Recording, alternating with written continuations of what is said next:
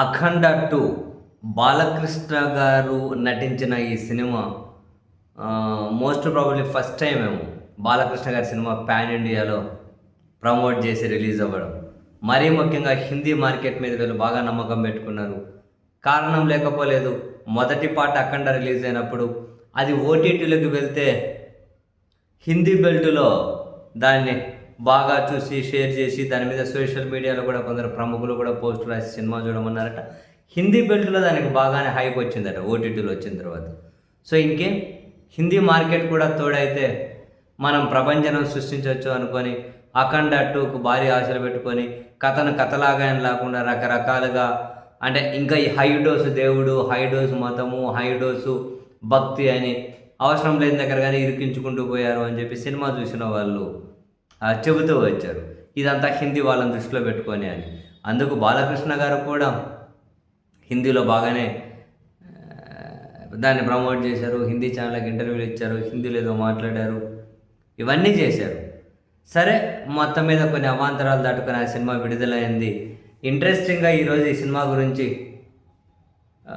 కొన్ని పత్రికల్లో వార్తలు కనుక చూస్తే అఖండ 2 పరిస్థితి హిందీలో ఎంత దయనీయంగా ఉందనిపించింది. ఫస్ట్ 3 రోజుల్లో ఈ సినిమాకు సంబంధించి ఫస్ట్ 3 రోజుల్లో 35 లక్షలు వచ్చిందట మొత్తం హిందీ బెల్టులో. హిందీ వెర్షన్ నుండి పూర్తిగా మొదటి 3 రోజుల్లో హిందీ వెర్షన్ కేవలం 35 లక్షలు మాత్రం వచ్చిందట.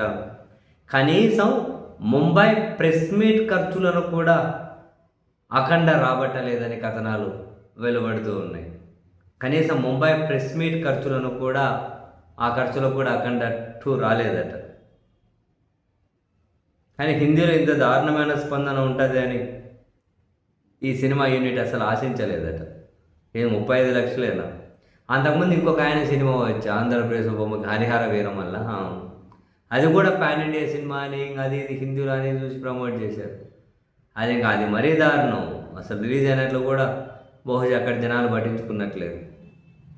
మరి హరిహర వీరమల్లు కలెక్షన్స్ని అఖండ 2 ఏమన్నా కనుక బ్రేక్ చేసిందేమో తెలియదు. మొత్తం మీద 35 లక్షలు వచ్చిందట. రాసుకుంటూ వచ్చారు. అండ్ ఇప్పటికే దీని పరిస్థితి దారుణంగా ఉంది. ఇక్కడ తెలుగులోనూ ఫ్లాప్ టాకు, చివరికి నిర్మాతలు కూడా ఎక్కడున్నారో తెలియట్లేదు. మొన్న ఏదో విజయోత్సవం అని, ఏం ఉత్సవం జరుపుకుంటే ఏముందిలే కానీ పాపం ఈ సినిమా దారుణంగా పరాజయం పాలైన తర్వాత మొన్న విజయోత్సవం అని బాలకృష్ణ గారు, బోయపాటి శ్రీను వీళ్ళు జరిపారు కదా. ఆశ్చర్యకరంగా అక్కడ ఒక్క నిర్మాత రాలే, సినిమా నిర్మాత ఒక్కరు కూడా ఆ ఈవెంట్కే రాలే. మామూలు నిర్మాతలే కదా ఈవెంట్ జరపరు, కానీ వాళ్ళు రాలే.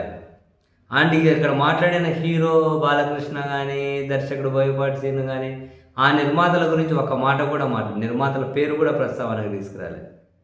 మరి నిర్మాతల మీద కోపం ఉన్నారా, ఏం జరిగింది ఏందో తెలియదు. కానీ మొత్తం మీద భారీ అంచనాలతో వచ్చిన అఖండ 2 అయితే భారీగా దయనీయ పరిస్థితుల్లో పక్కగా తప్పుకునే పరిస్థితి వచ్చేసింది మొత్తం మీద. మరి నష్టాలు ఎవరు నెక్స్ట్ భరిస్తారు, ఈ నష్టాలు ఎట్లా పూడ్చుకుంటారు అన్నది బిగ్ క్వశ్చన్.